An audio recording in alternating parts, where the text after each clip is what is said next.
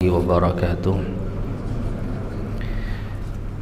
إن الحمد لله نحمده ونستعينه ونستغفره ونعوذ بالله من شرور أنفسنا ومن سيئات أعمالنا.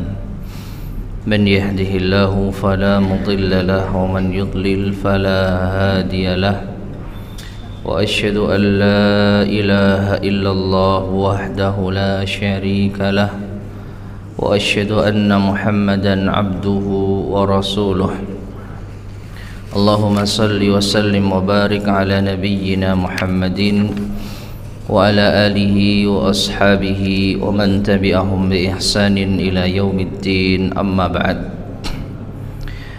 Ma'asyiral muslimin rahimani wa rahimakumullah. Melanjutkan kembali kajian kita membahas kitab Al-Islamu Muyassaran ila Fityanil Islam yang disusun oleh Syekh Ali ibn Hasan Al-Halabi rahimahullahu ta'ala. Masih dalam pembahasan yang ke-16 dari kitab ini, yaitu Al-Hajj ila Fityanil Islam, haji bagi para pemuda Islam. Sampai pada poin yang kelima atau poin yang keenam, ya, poin yang keenam. Qala al-muallifu rahimahullahu ta'ala, al-muallif berkata, wa ammal makanu alladhi yaqumul muslimu fihi bi'a'malil hajj fahuwa Makkah. Adapun tempat yang seorang muslim menjalankan di dalamnya amalan-amalan haji, maka di kota Mekah. Tidak diragukan lagi, ma'asyar muslimin rahimani wa rahimakumullah, tempat kita melaksanakan ibadah haji hanya satu di dunia ini, yaitu di kota Mekah, ya. Sampai pun kota Madinah, kotanya Nabi Sallallahu Alaihi Wasallam, tidak ada kaitannya dengan ibadah haji. Hanya saja memang kaum muslimin yang mengerjakan ibadah haji maupun umrah tentu tidak ingin melewatkan kesempatan untuk ziarah ke kota Nabi Sallallahu Alaihi Wasallam. Namun apakah ada syarat sahnya umrah maupun haji untuk ziarah ke kota Nabi? Maka jawabannya tidak ada persyaratannya, ya. Tidak ada persyaratan kita menjalankan ibadah haji dan juga umrah hanya satu, yaitu di kota Mekah.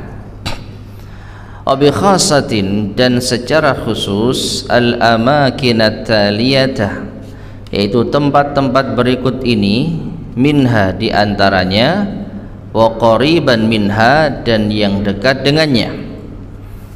Awalan, yang pertama, al-masjidul haram, yaitu Masjidil Haram, wa fihi al-ka'batul musyarrafatu, dan di dalamnya ada Ka'bah yang dimuliakan, wa qurbahu as-Safa wal Marwah, dan di dekatnya ada Safa dan Marwah, ya, dua bukit yang menjadi tempat kaum muslimin untuk melaksanakan sa'i, ya.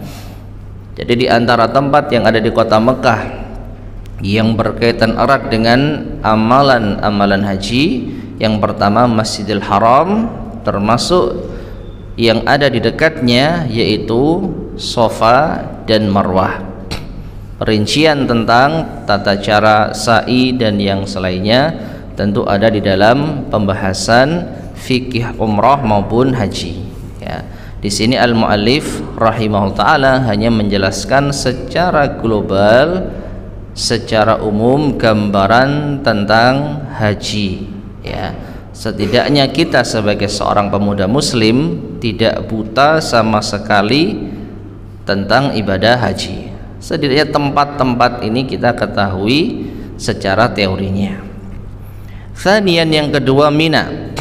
Di kota Mekah ada tempat yang bernama Mina, wa hiya mawdi'un fi Makkah, yaitu suatu tempat yang ada di kota Mekah, yanzilu fihil hujjaj ayyaman ma'lumah, yang jamaah haji itu menetap di sana dalam hari-hari tertentu, ya, pada hari-hari tertentu. Diawali di tanggal 8 Dzulhijjah, para jamaah haji mulai berangkat dari kota Makkah menuju Mina, ya. Kemudian malamnya menginap di Muzdalifah yang nanti akan disebutkan pada poin yang keempat. Dan nanti setelah hari Id, yaitu tanggal ke-10 Dzulhijjah, kembali lagi jamaah haji menetap di Mina, yang di sana sudah disiapkan tenda-tenda bagi kaum muslimin yang hanya aktif saat musim haji saja. Taib. Thalithan, yang ketiga, Arafah, ya, au Arafat. Ada tempat namanya Arafah atau Arafat, ya, dengan menjamaknya. Wa huwa jabalun, yaitu gunung qaribun min Makkah, yang dekat dengan Mekah. Jadi Arafah ini ada yang mengatakan adalah nama dari gunung, nama dari gunung. Ada pula yang mengatakan nama dari tempat yang ada di sana, yang sering disebut dengan Padang Arafah, ya. Adapun gunung, wallahu a'lam bishawab, ini setahu ana yang lebih tepat dinamakan gunung yang ada di sana dengan gunung Arafah itu lebih dekat, lebih tepat daripada dinamakan dengan Jabal, ada yang tahu? Jabal Rahmah, ya. Jadi yang dikenal gunung yang ada di Padang Arafah itu, yang lebih dikenal itu dinamakan Jabal Rahmah. Jabal Rahmah. Ada sisi yang sahih dan sisi yang diragukan kesahihannya tentang penamaan Jabal Rahmah ini. Sisi yang diragukan kesahihannya adalah karena di situ merupakan tempat bertemunya Nabi Adam dan Hawa setelah mereka berdua diturunkan dari surga. Ya, jadi masing-masing dari manusia pertama yang Allah ciptakan, Hawa dan Adam, itu diturunkan dari surga lalu terpisah. Kemudian mereka bertemu kembali di gunung tersebut. Pertemuan ini menumbuhkan kasih sayang, sehingga gunung ini dinamakan dengan gunung kasih sayang, Jabal Rahmah. Ini, ya, diragukan kesahihannya, ya, diragukan kesahihannya. Menamakan Jabal atau gunung dengan Jabal Rahmah karena kejadian bertemunya Adam dan Hawa itu diragukan kesahihannya. Adapun sisi yang ada benarnya dinamakan Jabal Rahmah karena Allah Subhanahu wa ta'ala menurunkan rahmatnya, kasih sayangnya kepada kaum muslimin yang sedang menjalankan ibadah haji, khususnya pada hari Arafah. Pada hari Arafah tanggal 9 Dzulhijjah, setelah matahari tergelincir, setelah kaum muslimin mendengarkan khutbah dan juga salat zuhur dan asar di jamak qasar, mereka memanjatkan doa kepada Allah Subhanahu wa ta'ala sampai terbenamnya matahari. Nah, disitulah intisari jamaah haji melakukan ibadahnya. Sampai-sampai Nabi SAW mengatakan apa? Al-hajju Arafah. Haji itu intinya ada pada wukuf di Arafah. Nah, karena begitu syahdunya kondisi kaum muslimin bermunajat kepada Allah, yaitu menumpahkan segala macam hajat dan keinginannya kepada Allah Subhanahu wa ta'ala, seakan-akan Allah menurunkan rahmatnya di saat itu, ya, sehingga gunung itu dikenal dengan Gunung Rahmah, Jabal Rahmah. Namun di sini al-muallif rahimahullahu taala ya lebih cenderung menamakan gunung ini dengan Gunung Arafah, ya, Jabal Arafah. Taib. Wa huwa jabalun qaribun min Makkah, yaitu gunung yang dekat dari Mekah. Yuqimul hujjaju fihi fil yaumi tasi'i min syahri Dzulhijjah. Jamaah haji menetap di sana pada tanggal 9 di bulan Dzulhijjah, pada hari ke-9 di bulan Dzulhijjah. Wa huwal yaumus sabiqu li yaumil Id, yaitu satu hari sebelum hari Id. Ya, saat jamaah haji wukuf di Arafah. Jadi kita sebenarnya tahu ada tempat di kota Mekah yang bernama Arafah. Yang tadi kita sebutkan, di situ adalah tempat yang ditandai batasan-batasannya, yang mana atau semenjak tergelincirnya matahari, yaitu sampai tenggelamnya matahari. Ya, itu yang dinamakan apa? Wukuf di Arafah, menetap di Arafah. 6. Rabi'an, yang keempat, ada tempat yang juga perlu kita ketahui yang bernama Muzdalifah. Wa huwa makanun baina Arafat wa Mina. Adapun Muzdalifah adalah tempat atau lokasi antara Arafah dan Mina. Yabitu fihi al-hujjaju lailatal Aid. Ya, yang yaitu jamaah haji mereka bermalam ya di sana pada hari malam Id, ya, malam Id. Taib, tadi ada yang salah saya. Ketika tanggal 8 Dzulhijjah jamaah haji itu berada di Mina, maka mereka menginap di Mina, ya, bukan menginap di Muzdalifah. Afwan, saya keliru tadi. Yang menginap di Muzdalifah itu di malam Id, ya, malam 10 Dzulhijjah. Jadi jamaah haji setelah menjalankan wukuf di Arafah, setelah terbenamnya matahari, mereka berpindah ke Muzdalifah. Jadi Muzdalifah itu lokasinya antara Arafah dengan Mina, ya. Setelah bermalam di sana, maka pagi harinya mereka jamaah haji baru berangkat ke Mina untuk menyembelih, yaitu kurban, menyembelih hadyu, kemudian melempar jumrah. 6.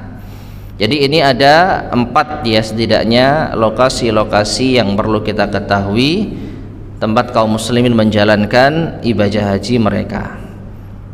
Kemudian poin yang ke-7, berkata al-mu'allif rahimahullah, wa hunalika a'malun ukhra, dan di sana ada amalan-amalan lainnya, yaqumu bihal muslimul haju, yang seorang muslim melakukannya, seorang muslim yang menjalankan haji melakukan amalan tersebut. Minha, diantaranya, awalan, yang pertama atau al-ula, ramyu hijaratin saghiratin sab'an, melempar batu kecil 7 kali fi maudhi'in makhsusin, di tempat khusus, wa huwal jamaratus thalath, yaitu di jamarat yang 3, jamratul aqabah, wal jamratul wusta, wal jamratus sughra. Ya, ada 3 tempat di mana kaum muslimin melakukan lemparan ke arahnya, yaitu jamrah al-aqabah, jamrah al-wusta, dan al-jamrah as-sughra. Bi kaifiyatin wa tauqitin makhsusain, dengan tata cara dan waktu yang dikhususkan. Ya, sekali lagi, kalau kita ingin mempelajari secara detail tentang amalan haji, diantaranya melempar jumrah ini, melempar batu ini, kita bisa mempelajari fikih haji maupun umrah.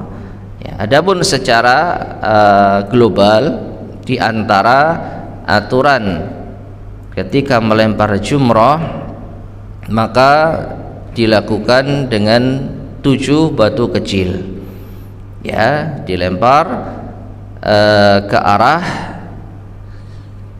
3 tempat ini, ya, 3 lokasi ini, dan dikerjakan dengan setiap lemparan mengucapkan takbir.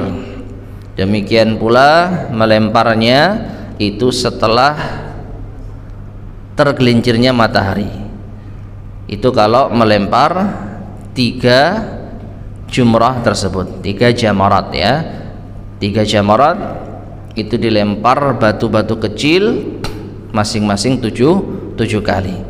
Dilemparnya setelah tergelincirnya matahari hingga akhir hari tasyrik ya, hingga akhir hari tasyrik. Taib. Kemudian as-saniyah, yang kedua adalah az-zabh atau al-hadyu ya, menyembelih taqarruban ilallah ta'ala, dengan mendekatkan diri kepada Allah, ibilan au baqaran au ghanaman, baik itu unta, sapi maupun kambing. Sebagaimana selain jamaah haji di tanggal 10 Zulhijjah dan juga hari-hari tasyrik, mereka menyembelih hewan kurban yang dikenal dengan nama al-udhiyah. Demikian pula dengan jamaah haji ya, mereka menyembelih hewan kurban di tanggal 10 Zulhijjah, dan sembelihan ini dinamakan dengan al-hadyu. Taib. Kemudian salisatan, yang ketiga, halqus sya'r, mencukur habis rambut, au taksiruhu, atau mencukur sebagian besarnya, potong cepak gitu ya. Wa dzalika ba'da intihai a'malil hajj, yang demikian itu setelah mengerjakan amalan-amalan haji. Sekali lagi perinciannya bisa kita pelajari dalam fikih haji ya. Jadi kaum muslimin yang telah melaksanakan yaitu tawaf ifadah di tanggal ke-10 Zulhijjah, maupun juga mengerjakan atau menyembelih hewan kurban dan melempar jumrah, maka mereka juga bisa langsung mencukur habis rambutnya ya, dan ini dinamakan dengan at-tahallul. Setelah itu kaum muslimin bisa memakai kembali pakaian yang biasa dipakai, karena sebelumnya mereka memakai pakaian apa? Ihram. Taib. Kemudian as-samin, yang ke-8, poin yang ke-8 ya. Berkata al-mu'allif rahimahullah, wa hunalika a'malun, dan di sana ada amalan-amalan, yunhal muslimul haju anha, yang dilarang seorang muslim yang menjalankan haji darinya, asna'a qiyamihi, di tengah-tengah dia mengerjakan haji tersebut, bi a'malil hajj, dengan amalan-amalan haji, wa huwa muhrimun, dalam keadaan dia berihram, minha, di antaranya ya. Jadi larangan-larangan bagi seorang yang sedang berihram, itu intinya. Ketika seorang sudah berihram, yaitu untuk haji maupun umrah, ada larangan-larangan yang harus dihindari. Awalan, yang pertama, lubsuhu thiyabahul mu'tadah, yaitu memakai pakaian yang biasa dipakai, yang kebanyakan yaitu disebutkan pakaian berjahit ya. Sawa'un minha al-malabisul kharijiyah wad dakhiliyah, sama saja pakaian tersebut apakah pakaian luar ya atau pakaian dalam. Pakaian luar ya seperti pakaian yang bisa kita pakai ya, kemeja, gamis, koko, jubah. Pakaian dalam ya kaos dalam, celana dalam, sirwal ya, yang menjadi pelapis, yang menjadi apa, pakaian yang kita pakai sebelum kita memakai sarung atau jubah dan yang selainnya. Nah itu dilarang untuk dipakai. Yang biasa disebutkan tadi dengan pakaian berjahit ya. Meskipun tidak semua kain yang berjahit itu dilarang untuk dipakai ya, karena yang lebih tepat itu wallahu a'lam bishawab, ungkapannya adalah memakai pakaian yang membentuk bagian tubuh, Karena ada pakaian yang tidak berjahit tapi dia membentuk, maka wallahu a'lam bishawab itu juga dilarang. Sedangkan kain yang berjahit tetapi tidak membentuk bagian tubuh itu diperbolehkan, seperti kain ihram. Nah ini tidak mengapa karena jahitan yang ada itu tidak membentuk, ya, tidak seperti pakaian yang biasa dikenakan. Taib. Dan tentu larangan ini bagi kaum laki-laki. Adapun kaum wanita tidak ada pakaian khusus yang mereka harus memakainya. Kalau wanita pakaian yang bisa dipakai yang penting menutup aurat. Kalau laki-laki harus melepas semua pakaian yang biasa dipakai, sampai pun celana apa? Dalam. Sampai pun celana dalam. Maka harus dilepas dan diganti dengan pakaian ihram yang terdiri dari ar-rida wal izar, ya, yaitu penutup bagian bawah, ya, izar yang disarungkan itu, dan rida yang diselempangkan di bahu atasan itu, ya. Taib. Tsaniyan, yang kedua, juga dilarang taghtiyatur ra'si bi ayyi naw'in minal aghtiyah, menutup kepala dengan segala macam penutup yang ada, peci, topi, ya, sorban, blangkon misalkan. Ini adalah dilarang. Seorang yang sedang ihram dilarang mengenakan ini semua. Dikecualikan darinya yaitu sesuatu yang bisa dijadikan untuk berteduh tapi tidak menempel di kepala secara langsung, seperti payung. Boleh orang yang sedang ihram karena kepanasan pakai payung, atau juga memakai semacam kertas atau buku yang bisa menutupi kepalanya tapi dipegangi seperti itu, maka itu tidak mengapa. Ada memakai pakaian yang langsung bersentuhan dengan kepala seperti tadi, peci, topi, sorban, ya, itu tidak diperbolehkan. Kemudian salisan, yang ketiga, di antara larangan ihram pula at-tatayyub wa ta'atturu bi ayyin min asnafit tib wal 'itr, yaitu memakai wangi-wangian dengan berbagai macam jenis wangi-wangian dan parfum, ya. Ini dilarang ketika sedang ihram. Adapun sebelum ihram maka diperbolehkan, bahkan dianjurkan menurut sebagian, yaitu penjelasan, ya, dianjurkan memakai wangi-wangian tetapi di badan, tidak boleh di kain ihram. Jadi di antara yang disunahkan ketika jamaah itu mau mulai yaitu ihram, kalau umrah, sebelum berniat untuk umrah labbaik Allahumma umratan, maka mereka dianjurkan untuk apa? Mandi, sebagaimana mandi besar. Nah, setelah mandi, sebelum mereka memakai pakaian ihram, maka dianjurkan memakai wangi-wangian. Di mana? Di badan, ya, tidak boleh di pakaian, ya, karena pakaian ihram harus bebas dari wangian. Ya, setelah memakai wangian di badan, baru memakai pakaian ihram. Nanti setelah mengucapkan labbaik Allahumma umratan, dilarang pakai wangi-wangian sama sekali, baik di badan maupun di pakaian ihram. Adapun sisa-sisa aroma yang mungkin menempel di kain karena pengaruh wangi-wangian yang ada di badan, semoga ini dimaafkan. Artinya ini bukan karena kesengajaan, kecuali orang itu niat mandi minyak wangi, ya, diguyur minyak wangi, otomatis nanti ketika memakai pakaian ihram kainnya basah dengan minyak wangi. Nah, ini innamal a'malu binniyat.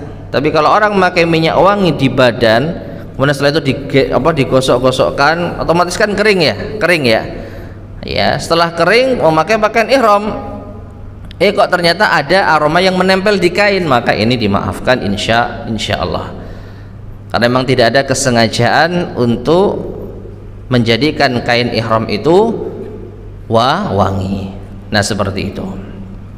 Taib, yang keempat, rabi'an halqus sya'ri aw qassuhu.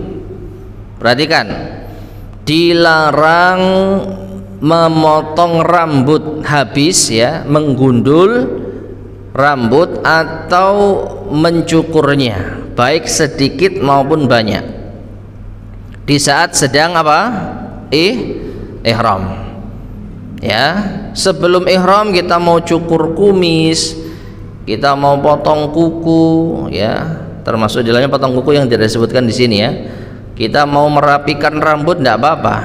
Jadi habis mandi, kemudian kita rapikan rambut kita, rapikan kumis kita, tidak mengapa. Tapi setelah kita mengucapkan labbaik Allahumma umratan atau labbaik Allahumma hajjan, kalau haji, maka kita dilarang untuk mencukur rambut dengan bentuk apapun juga, ya, mau gundul, mau potong cepak, mau potong tipis, mau sedikit saja dirapikan, tidak diperbolehkan. Kapan diperbolehkannya? Diperbolehkannya saat sudah selesai semua rangkaian ibadah haji, yang itu menandakan tahallul, menandakan kalau sudah apa? Tahallul, ya.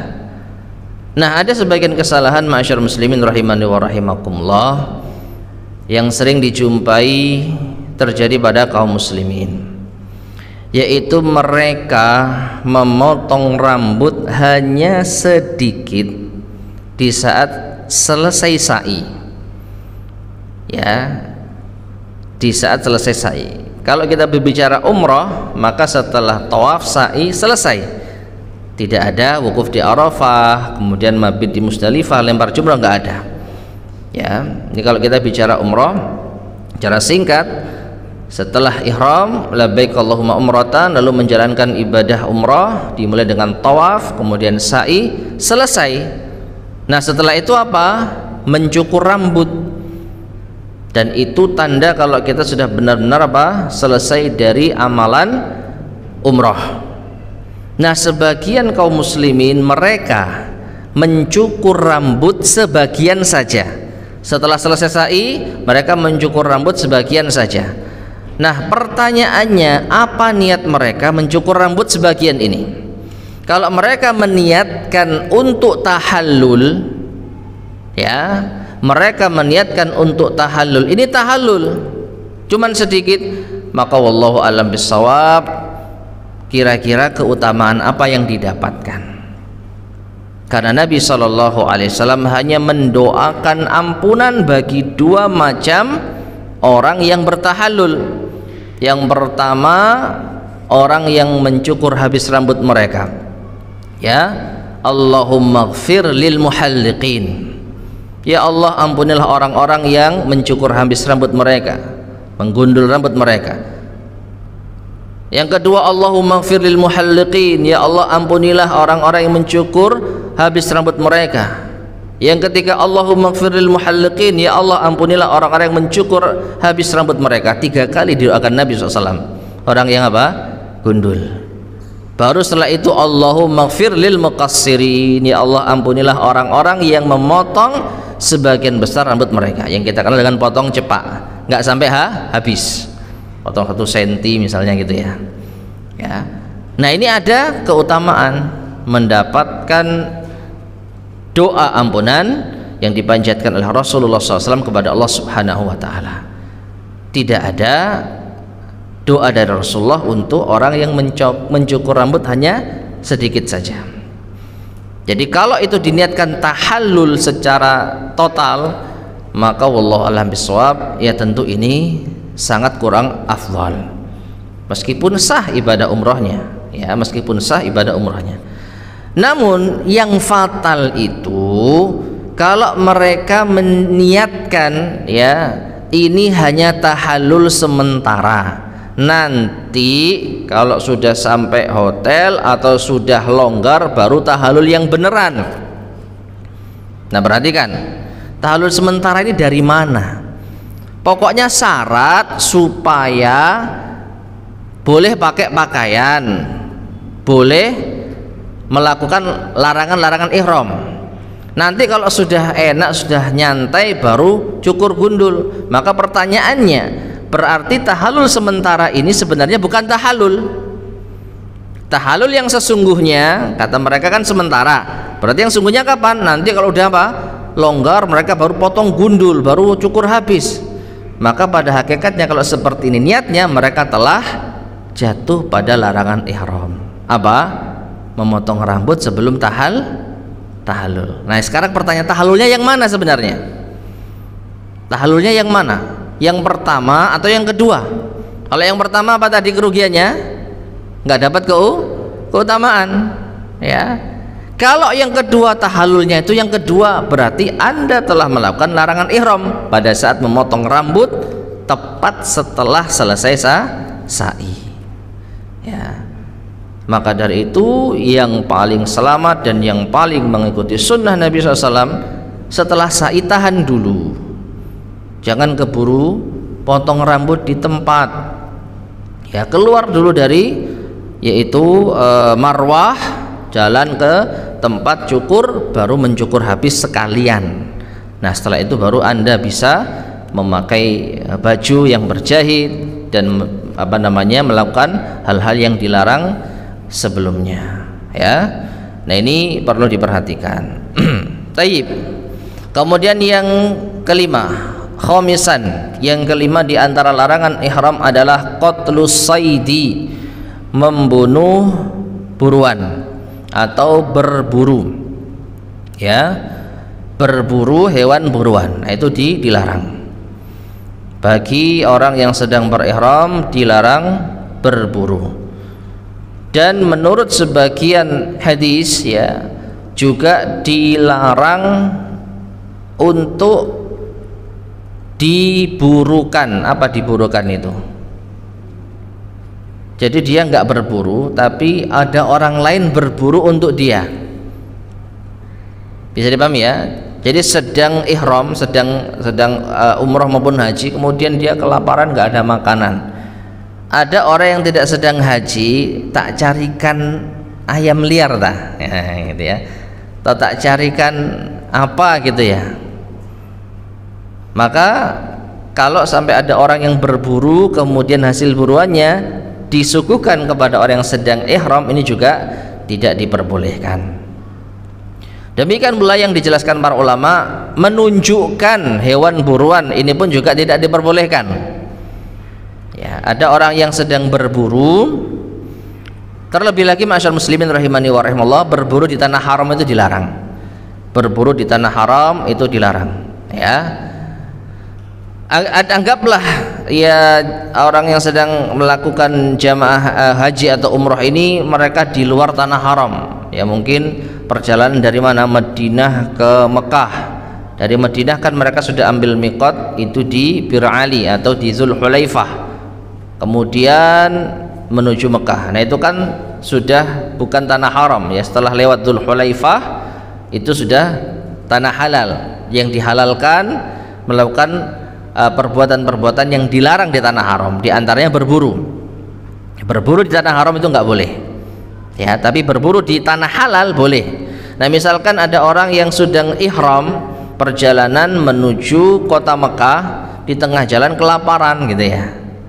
Di tengah jalan kelaparan, nggak ada makanan, lalu ada pemburu yang sedang berburu. Boleh melakukan buruan, boleh, karena di tanah halal. Ya, tapi dia berburu disuguhkan kepada orang yang sedang ihram, tidak boleh. Atau orang yang sedang ihram menunjukkan hewan yang akan diburu, ya. Oh, di situ tempatnya ada tadi itu ayam, kayaknya dagingnya itu banyak gitu, ya. Atau di sana ada kambing liar, ya, silakan diburu atau yang semisalnya. Maka ini juga tidak diperbolehkan, ya. Jadi bagi orang yang sedang berihram dilarang berburu, dilarang disuguhi hasil buruan, dan dilarang menunjukkan hewan buruan. Taib. Dan yang keenam, yang terakhir, larangan ihram berikutnya adalah az-zawaj, menikah. Yang dimaksud di sini adalah akad nikah maupun kumpul suami istri. Wa ma yattasilu bihi, dan yang terkait dengannya melamar. Wa ma yaqrubu minhu, dan apa yang mendekatinya. Nah, jadi inilah 6 larangan ihram yang disebutkan oleh al-mu'allif rahimahullahu ta'ala. Dan yang terakhir, beliau menutup pembahasan ini pada poin yang ke-9 dengan fawaid al-hajj. Qala al-mu'allif rahimahullah, walil hajji fawaidu azimatun, dan haji itu memiliki faedah-faedah yang agung. Tanfa'ul muslima fi dinihi, yang bermanfaat bagi seorang muslim dalam urusan agamanya, wa dunyahu, bahkan dalam urusan dunianya. Minha, diantaranya, awalan yang pertama, al fauzu bil jannah wan najatu minan nar, yaitu mendapatkan suksesan masuk surga dan selamat dari api neraka. Ya, berdasarkan sabda Nabi sallallahu alaihi wasallam, al hajjul mabruru laisa lahu jazaa'un illal jannah. Haji yang mabrur tidak ada balasan baginya melainkan surga. Ya, kalau seorang menjalankan ibadah haji dengan sempurna sesuai dengan tuntunan Rasulullah sallallahu alaihi wasallam dan tentu saja ikhlas lillahi taala, maka balasannya adalah surga dan selamat dari neraka. Sanian, faedah yang kedua dari haji adalah ikhlasul amali lillah, mengikhlaskan amalan untuk Allah Subhanahu wa taala. Bi iqamatil ubudiyyatilah, dengan menjalankan penghambaan diri kepadanya. Ma'asyiral muslimin rahimani wa rahimakumullah, ibadah haji ini ibadah yang sangat unik, ya. Kenapa? Karena seluruh jamaah haji dengan berbagai macam strata sosial mereka disamakan dalam satu jenis pakaian dan disamakan dalam ibadah, ya. Yang membedakan mungkin hanya sebagian fasilitas. Yang bintang 5 mungkin tendanya dekat, mungkin tendanya bagus, makanannya banyak, tapi pada hakikatnya mereka juga ada di tempat itu. Kalau malam Id, ya mereka nginep di Musdalifah. Bahkan kalau di Musdalifah itu minim tempat berteduh. Ya, demikian pula mereka juga diharuskan untuk wukuf di Arafah pada tanggal 9 Dzulhijjah. Jadi mereka semua tumpah ruah di satu tempat. Mau yang kaya, mau yang miskin, mau pejabat, mau raja, haji mereka tidak akan sah kecuali mereka wukuf di Arafah. Ya. Terlebih tadi dari segi pakaian, mau orang kaya, mau orang miskin, mau pejabat, mau rakyat jelata, mau raja, mereka semua yang laki-laki berpakaian ihram. Ya, yang membedakan mungkin jenis pakaiannya. Yang kaya mungkin pakaian ihramnya harganya jutaan, orang kayaknya mungkin lembut, ringan. Kalau yang biasa-biasa ya tebel, kasar. Ya, tapi yang dilihat apa? Sama-sama memakai pakaian ihram.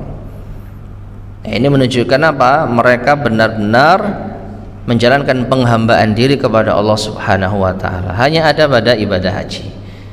Selain haji, kita bisa memakai pakaian yang berbeda dengan rakyat jelata, misalkan pakaian kebesaran dipakai sholat, ya bisa, dipakai hari raya bisa, ya. Apalagi raja, pejabat pakainya berbeda dalam sehari-hari, dalam ibadah-ibadah tertentu. Tapi untuk haji semua sama. Taib, yang ketiga, salisan, di antara faedah haji adalah al-bu'du an kaidi syaitan, yaitu jauh dari tipu daya syaitan. Jauh dari tipu daya syaitan. Wallahu a'lam bishawab. Ma'asyar muslimin rahimani wa rahimakumullah. Orang kalau sudah bertekad untuk menjalankan ibadah haji, ya, benar-benar berazam dengan kemampuan yang dimiliki, maka insya Allah ini tanda keimanan yang luar biasa. Mengapa? Karena kalau kita perhatikan banyak orang yang mampu, lebih mampu daripada kita, tapi tidak terbesit bagi mereka untuk menjalankan ibadah haji sesegera mungkin.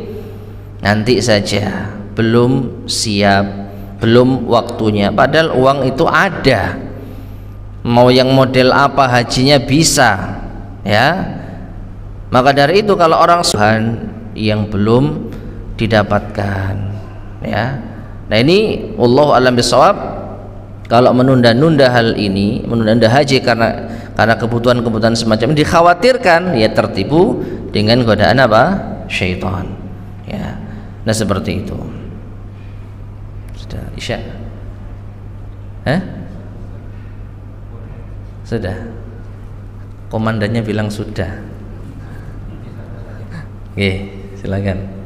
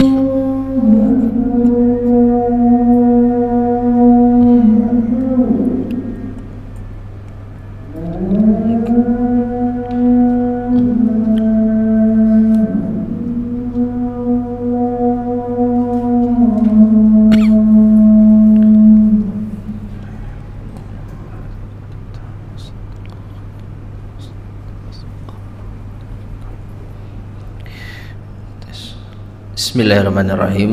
Masyarul muslimin rahimani wa rahimakumullah. Sedikit kita lanjutkan. Kemudian faidah yang keempat, berkata al-muallif rahimahullah ta'ala, iqamatu rawabitil mahabbati bainal mu'minin. Di antara faidah haji adalah untuk merajut ikatan cinta di antara kaum mukminin.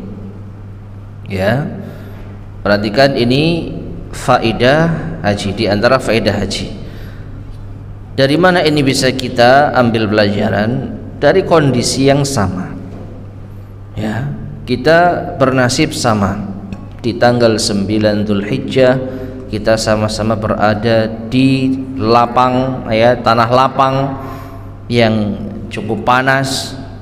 Kemudian kita sama-sama bermunajat kepada Allah dengan pakaian yang sama, dengan tujuan yang sama. Maka ini insya Allah bisa menumbuhkan apa? Ikatan cinta di antara orang-orang yang beriman, merasa senasib, sepenanggungan dengan satu tujuan, ya, menjalankan rukun Islam yang kelima. Nah ini adalah hikmah yang bisa didapat dari ibadah haji, ya, dengan adanya kesamaan keadaan dan kondisi, insya Allah ini bisa menambah atau merekatkan hubungan saling mencintai, merajut apa? Persaudaraan sesama kaum muslimin. Nah, yang terakhir, yang kelima di antara faedah haji adalah ta'allumus sabri wal ata'i wat tadhiyati.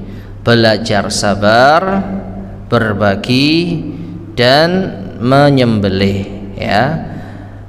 Taib, sabar tidak diragukan lagi, ini benar-benar dibutuhkan saat menjalankan ibadah haji.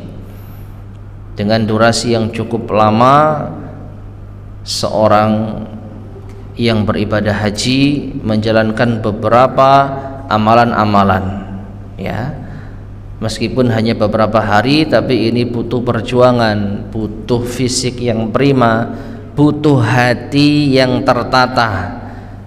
Ada tidak menutup kemungkinan adanya ujian-ujian yang akan dihadapi, ya. Karena saking banyaknya orang, mungkin ya contoh mudahnya ngantri kamar mandi misalkan. Ini kalau orang tidak sabar, ya, maka akan marah, emosi. Nah, ini dengan ibadah haji ini bisa apa? Belajar sabar.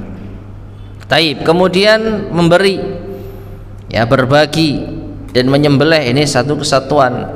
Karena hewan yang disembelih, meskipun bukan kita langsung yang menyembelih, tapi kita wakilkan kepada pihak tertentu, saat ibadah haji itu akan dibagikan kepada fuqara, orang-orang fakir yang ada di sekitar sana, ya. Jadi kita belajar berbagi ketika kita menyembelih hewan kurban di sana. Dan juga banyak kaum muslimin yang berbagi apa yang mereka bisa bagi, ya, baik itu minuman, ya, baik itu makanan. Ini sangat lumrah didapati oleh jamaah haji. Jadi meskipun mereka sedang haji, mereka tidak pelit, ya, bahkan justru mereka jadikan ini sebagai momen untuk banyak-banyak berbagi. Terlebih yang diberi itu orang-orang yang sedang menjalankan ibadah yang sangat agung, semakin mereka termotivasi untuk saling berbagi. Nah, inilah penjelasan akhir dari haji. Kemudian al-mu'allif menutup pembahasan dengan berdoa kepada Allah Subhanahu wa taala. Qala rahimahullah, Allahumma a'inna 'ala tafaqquhi fi ahkamil hajj wa taysiri subulil qiyami bih. Amin. Ya Allah, tolonglah kami untuk mempelajari hukum-hukum haji dan mudahkanlah kami jalan menuju haji. Amin. Nah, masyarakat muslimin rahimani wa rahimakumullah, insyaallah akan kita lanjutkan pada kesempatan berikutnya bagian yang ke-17, yaitu tentang birrul walid yang disampaikan. Tafadhal, silakan.